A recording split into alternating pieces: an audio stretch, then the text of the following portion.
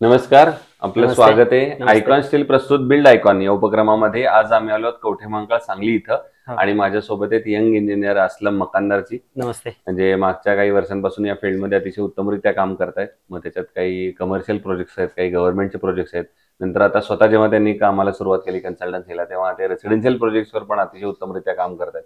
त्यांच्या या आजवरच्या प्रवासाबद्दल, अनुभवाबद्दल आपण बिल्ड आयकॉन या प्लॅटफॉर्मवर त्यांच्याशी गप्पा मारणार आहोत. सगळ्यात आधी मला पहिला प्रश्न विचारायचा आहे, ते म्हणजे तुमच्या शैक्षणिक पार्श्वभूमीत किंवा शैक्षणिक प्रवास कसा होता? म्हणजे तुमची शाळा कुठली होती, मग कॉलेज कुठलं होतं, सिव्हिल इंजिनिअरिंग या फील्डकडे कसं काय वळला, त्याची गोडी कशी लागली, इन्स्पिरेशन कोण आहे या फील्डमध्ये येण्याची, आणि हा सगळा एज्युकेशनल जर्नी कसा होता, काय सांगा? आता आपले वडील ॲज अ कॉन्ट्रॅक्टर होते. मग त्यांच्या सोबत राहत राहत आपण काम तर आपल्याला माहित होतं. म्हणजे कसं आहे, बिल्डिंगचं जे काय काम आहे ते माहित आपल्याला. म्हणजे समजा फाउंडेशन आहे, हे आहे, त्याच्यामध्ये आपल्याला कसं आसक्ती होती, क्युरियोसिटी होती की आपण त्याच्यामध्ये काय एक जरा एक्सपर्ट असावं. मग त्या फील्डमध्ये कसं आपलं एक सिव्हिल इंजिनियर आहे. मग ते आपण कसं पण करून सायन्स केलो, त्याच्यानंतर आपलं डिग्रीमध्ये सिव्हिल ॲज अ चॉईस केलो आपण. मग त्याच्यानंतर आणि त्याच्यामध्ये आपल्याला थोडं अपॉर्च्युनिटी भेटली, जे स्टील डिझाईन बनवायचं हे ते. मग त्यावेळी काय केलं आपण, कंपनीकडनं ऑफर आलेलं होतं आपल्याला, आपण त्याच्यामुळे एमटेक जॉईन केलं. ओके. हो. आणि मग त्याच्यातनं कामाला सुरुवात केली. होय. बरोबर. त्याच्यानंतर कसं आहे, लोकलमध्ये आपल्याला स्टील डिझाईनची कामं यायला लागले. मग परत कॉन्ट्रॅक्टर आपल्याला भेटायला लागले. मग ते असं कॉन्ट्रॅक्ट कामं पण आपल्याला मिळायला लागले ना त्याच्यामुळे. बरोबर बरोबर. हो. दुसरं असं, जेव्हा आपण स्वतः इंडिव्हिज्युअल कामाला सुरुवात केली तेव्हा पहिला प्रोजेक्ट कुठला केला, त्याची आठवण कशी? कारण तेव्हा बऱ्याचदा दडपण येतं काम करताना, होय. थोडं प्रेशर येतं. हा. तर ती कशी होती फर्स्ट मेमरी? आपला एक मित्र होता, ते जब्बार म्हणून. मग त्यांचं कसं आहे, सहज आपण बसलो होतो, इंजिनियर संपून आलो. मग संपल्यानंतर विचारलं की मला एक प्लॅन काढायचा आहे. मग सहज बसलो होतो, असंच एक 2 खोल्या पाहिजे, 2 बेडरूम पाहिजे, हॉल पाहिजे, आणि त्याच्यामध्ये वास्तू पाहिजे म्हणायला लागले. मग आपले वडील त्याच्यामध्ये माहेर होते. मग वडिलांकडनं वास्तू काय करायचं म्हणून विचारून घेतलो. मग फर्स्ट ऑटोकॅड प्लॅन वरून त्यांना एक बनवून दिलं होतं आपण. मग ते काम जे सुरुवात झाले, त्याच्यानंतर ना आपण प्रॅक्टिस करत करत आता सगळं डिझाईन वास्तूप्रमाणे, स्टील डिझाईन म्हणा, ते शिकलेलं जे जे शिकलो होतं ना, ते आता ॲज ए आपण प्रॅक्टिकल करायला लागलो. बरोबर जे बरोबर. शिकलो होतो ते आता इथे एक्झिक्यूट करतो. वा वा. आता येऊया यातल्या काही आणखीन प्रश्नांकडे. त्यातला पहिला प्रश्न असा आहे की आता तुम्ही या भागात काम करता, इथं अनस्किल्ड लेबर किंवा होय. अकुशल कामगारांचं प्रमाण खूप आहे, होय. आणि अशा अनस्किल्ड लेबरवर काम करणं बऱ्याचदा धोकादायक सुद्धा ठरू शकतं. होय, खूप. तर तुमचा अनुभव काय आहे आणि तुम्ही कशी परिस्थिती ती हाताळता साईटवर? आता सगळ्यात महत्त्वाचं म्हटलं तर, अनस्किल्ड लेबर म्हटलं, तुम्ही काय पण कॉन्क्रीट घालायचं सांगू शकताय त्यांना, कसं तोंडाने सांगू शकताय की एवढंच कॉन्क्रीट घाला. पण जे बार बेंडर असतात त्यांना कसं ते कंपल्सरी स्किल्ड लेबर पाहिजेत. ऑलमोस्ट तर सेंटरिंग वाले धरून पूर्ण जे बिल्डिंगचं काम करतात त्याला स्किल्ड लेबर लागते. तेच मेन पॉवर जे आहेत ते स्किल्ड वाले लागणारच आहेत आपल्याला. तर त्याच्यामध्ये आता महत्वाचं स्टील डिझाईन, स्टील जे बनवतात, जे बार बेंडर असतात. आता आपल्याला कसं असते, एक बीम आहे एक्झाम्पलसाठी, बीमला आपण कसं टेन्शन पोर्शन बॉटमला असतोय. मग त्यांनी काय करतात, अनस्किल्ड आपण काय सांगितलं असते, एक 6 बार सांगितलं असतंय, बॉटमला एक 4 आणि टॉपला एक 2. त्यांना काय स्किल्ड वाल्याला माहित नसतं, अनस्किल्ड वाल्याला काय माहित नसतं त्याच्याबद्दल. मग त्यांनी काय करतात, बॉटम सळी टॉपला घालते, ते टॉप सळी बॉटमला घालते. मग त्यावेळी कसं आपल्याला प्रॉब्लेम येते, जे आपल्याला प्रॉब्लेम येणार श्रिंकेज क्रॅक ते आपल्याला कसं टेन्शनमुळे खाली येत असते. मग त्यांनी अनस्किल्ड असल्यामुळे काय आपल्याला ते प्रॉब्लेम फेस करावं लागते. बरोबर. आणि ते सेम आता जे स्किल्ड असतात त्यांना आपल्याला आता मॅन्युअली मिक्स करत असते. आता माल कॉन्क्रीट मिक्स करायचं हे सगळं मॅन्युअल असते. त्यावेळी काय प्रॉब्लेम असतो, अनस्किल्ड असलं की नाही, त्याच्यात कुठं पाणी तर जास्त घाल, कुठं तर काय सिमेंट तर कमी घाल, कुठं तर एमसँड वाढव, हे प्रॉब्लेम करते. म्हणून त्याच्याबद्दल कसं आहे, स्किल्ड लेबर असलेलं बरं आहे. बरं आहे. कधी पण दुसरं, रेसिडेन्शियल मध्ये आता तुम्ही काम करताय, तर तेव्हा बऱ्याचदा त्या कस्टमरचं असं म्हणणं असतं की आमचं बजेट थोडं कमी आहे आणि एवढ्याच बजेटमध्ये आम्हाला बसवून द्या. तर अशा वेळेला क्वालिटी आणि बजेट हे दोन्हीचं बॅलन्स कसं करता? आपण फ्रेम स्ट्रक्चर जे आहे, फ्रेम स्ट्रक्चर जेवढं आहे, आपण त्याला कसं आहे ते क्वालिटीज द्यावं लागते. जे त्यांचं जे अस्थेटिक व्ह्यू जे आहे त्याच्यामध्ये आपण बार्गेनिंग करू शकतो. म्हणजे एक्झाम्पल, आता तुम्ही काय घर कॉलमचे तर आपण रिइन्फोर्समेंट बदलता येत नाही, बांधकाम करताना पण काय थर्ड क्लास ब्रिकवर पण करू शकत नाही. त्यांना जे ब्रिकवर जे फ्रेम स्ट्रक्चर आहे त्याच्यात क्वालिटी द्यायचं.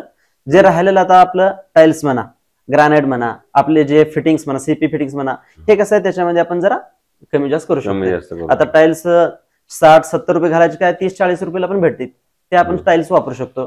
ग्रॅनाइट पण कसं 100 रुपयाला पण आहेत, तेच ग्रॅनाइट आपल्याला 55 रुपये पण भेटते, तसली पण आपण ग्रॅनाइट वापरू शकतोय तिथं. काय आणि सागवानचे दरवाजे घालायचं काय असं आपल्याला गरज नाही. आपण जे त्यांना बजेट इको फ्रेंडली जे आहे ना, इकॉनॉमिक करू शकतो ते आपण वापरू शकतो. बरोबर. आता पुढचा प्रश्न या सगळ्यापेक्षा वेगळा आहे. तो म्हणजे असा आहे की एक इंजिनियर म्हणून तुमचं सांगली जिल्ह्याच्या विकासाचं विजन काय आहे? म्हणजे सांगली जिल्ह्याला जर पुढच्या 10-15 वर्षात आपल्याला पुण्या मुंबई सारखं पुढे न्यायचं असेल हा. तर कुठल्या सेक्टरवर जास्त काम करण्याची गरज आहे असं तुम्हाला वाटतं? सगळ्याच गोष्टी आपल्याला पोस्ट टेन्शन आणि प्रीकास्ट आपण जरा वापर जास्त करावा लागते. प्रीकास्ट मटेरियल कसं आहे, कामचं आता कसं आहे, रोजचं रोज आपल्याला डेव्हलपमेंट होतच चाललंय. मग त्याला कसं टाइम शेड्यूल पण जरा आपल्याला फास्ट लागतोय. म्हणजे आता बिल्डिंग कसं आहे, एक 10 मजली बिल्डिंग बांधायचं आपल्याला, त्याला 10-10 वर्ष घरात बसायचं नाही. ते काम आपल्याला टाइमली व्हायला पाहिजे. मग तसं त्याला कसं आहे, मायवन शटरिंग म्हणजे प्रीकास्ट जे शटरिंग असते, प्रीकास्ट मटेरियल वापरायचं, मग अल्युमिनियम फोम वर्क वापरायचं. असले जे जे नवीन नवीन टेक्निक आहेत आणि जरा मशिनरी आहेत. आता बेंगलोरला ते आपण बघतोय 3D प्रिंटिंग मशीन आहेत. जे बिल्डिंग करायचं ते आपल्याला डायरेक्ट प्रिंटिंग करतच जाते. ते जसं आता आपण एक पोस्ट ऑफिस केलेलं आहे बेंगलोरला, ते 3D प्रिंटिंग करतं डायरेक्ट. बिल्डिंगच आपल्याला फक्त त्याच्यामध्ये इनपुट टाकायचं, ते सगळं बिल्डिंगच पूर्ण पोस्ट हे करून देते, ते प्रिंटिंग करून देते आपल्याला. त्यामुळे असं पण त्याचा वापर होऊ शकतो एक प्रकारे. बरोबर. पण आता याच्यातला आणखीन एक प्रश्न म्हणजे आता तुम्ही बऱ्याच साईट केलेल्या, तर त्यातली अशी एखादी साईट आहे का की जी करताना एक वेगळी आव्हान आली, प्रॉब्लेम आले, समस्या आल्या आणि त्या आव्हानावर तुम्ही कशी मात केली? आता सगळ्यात महत्त्वाचं एक फाउंडेशनलाच एक आपल्याला प्रॉब्लेम आलं होतं. आपण जे आता ब्लॅक कॉटन सॉइल होते तिथे, मग ब्लॅक कॉटन सॉइल असताना काय झालं, तिथलं मालकाने आपलं सुपरविजन साईड तेवढंच होतं. मग मालकानं काय केले, ते आता साईडनं माती आहे, मग ते आपल्याला क्युरिंग ठेक होईल म्हणून काय केले, ते बीमला खूप पाणी मारले. मग ते कसं ब्लॅक कॉटन सॉइलचं प्रॉपर्टी कसं, जेव्हा आपण पाणी मारतो तेव्हा फुगतोय आणि जेव्हा पाणी सोडतोय तेव्हा कसं श्रिंक होतोय. मग स्वेलिंग श्रिंकेज ते ब्लॅक कॉटन सॉइलचं प्रॉपर्टी असते. मग जेव्हा आपण ते मालकानं पाणी मारले, ते बीम काय झालं, ते माती फुगून बीम क्रॅक यायला लागले. मग त्यांना माहित झालं नाही, क्रॅक तर कधी पण लोडमुळे खाली होत असतोय, पण हे तर क्रॅक वर यायला लागलाय. मग तेव्हा सांगितलं, आपण काय केलो, आपल्याला माहित होतं ना ब्लॅक कॉटन सॉइलचं प्रॉपर्टी काय. मग त्यांना खालचं माती पूर्ण काढायला सांगितलं. जे खाली त्यांनी ब्रिकचं सपोर्ट त्यांनी लावले होते ते बीमला, ते ब्रिकला पण काढायला सांगितलं आणि त्याला फ्लोटिंग केलं, पूर्ण बीमला ओपन केलो. मग त्याच्यानंतर जेव्हा आपण ब्रिकवर केलो, ते काय 2 दिवसातच क्रॅक दिसून आलं होतं. मग खालची पूर्ण ब्लॅक कॉटन सॉइल काढून तिथं मुरुम बॅक फिलिंग केलं. मग त्याच्यानंतर ते क्रॅक पण थांबलं आणि फाउंडेशनच्या ह्याच्या पुढे क्रॅक काय आलं नाही. वा वा वा. दुसरं, तुम्ही स्ट्रक्चरल इंजिनिअरिंग मध्ये मास्टर्स केलंय, त्या अँगलनं हा प्रश्न येते, म्हणजे स्टील निवडताना काय पॅरामीटर बघता तुम्ही, बघितले पाहिजेत असं तुम्हाला वाटतं? सगळ्यात महत्वाचं म्हटलं तर आपण डायमीटर ऑफ बार बघतो आणि एलॉंगेशन ऑफ स्टील महत्वाचं आहे. कसं आहे, आपण आता टेन्शन, स्टीलची प्रॉपर्टी जे टेन्शन आहे, आपण जेव्हा लोड टाकतो त्याच्यावर ते मॅक्झिमम एक कमीत कमी मिनिमम तर 15% वर 15% वर आपल्याला इलॉंगेशन व्हायला पाहिजे. मग ते प्रॉपर्टी आहे की ना बघायला लागते. आणि आपण डायमीटर एक चॉईस करतो. आपण कधी पण स्टील डिझाईन बनवताना आपण ई टॅब मध्ये कुठल्या पण सॉफ्टवेअर मध्ये टाकलो तर तेव्हा आपल्याला पर्सेंटेज ऑफ स्टील दाखवतोय. मग आपल्याला पर्सेंटेज कसं आहे, डायमीटर ऑफ बार मध्ये अवलंबन असतोय. आता आपण चॉईस करणं कसं आहे, डायमीटर ऑफ बार करेक्ट असला मग त्याचा वेट एक असतोय, पर डायमीटरला पर मीटरला एवढं एक वेट असतो आपलं स्टीलचा.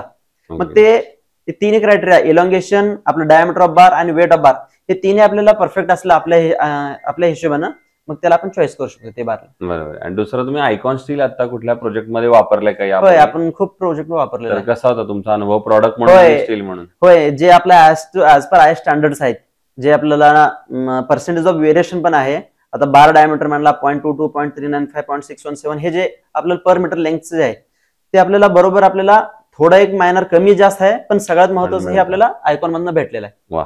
आणि आता अगदी शेवटचा प्रश्न, ते म्हणजे या फील्डमध्ये तुमच्यासारखे जे तरुण इंजिनियर्स येतात, फ्रेशर्स येतात, त्यांना तुम्ही एक सिनियर म्हणून काय सल्ला द्याल?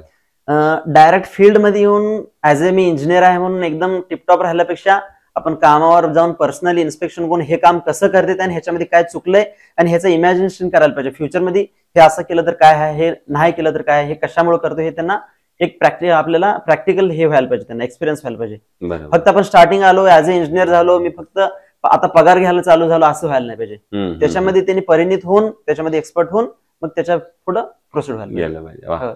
सो हे होते इंजिनियर असलम मकानदारजी, आणि त्यांनी त्यांच्या अनुभवाबद्दल सांगितलं. आणि सगळ्यात महत्वाचा हाही एक फार वेगळा अनुभव होता की आपण आपल्या कामात परफेक्ट असलं पाहिजे, टेक्निकल दृष्ट्या सुद्धा आणि थेरॉटिकल दृष्ट्या सुद्धा, तरच तुमचं काम ते चांगल्या दर्जेदार होईल. पुन्हा एकदा आपल्या मनापासून आभार, आणि भविष्यात सुद्धा अशाच आयकॉनिक प्रोजेक्टची निर्मिती आपल्या हातून व्हावी याच आयकॉन स्टील तर्फे मनपूर्वक शुभेच्छा.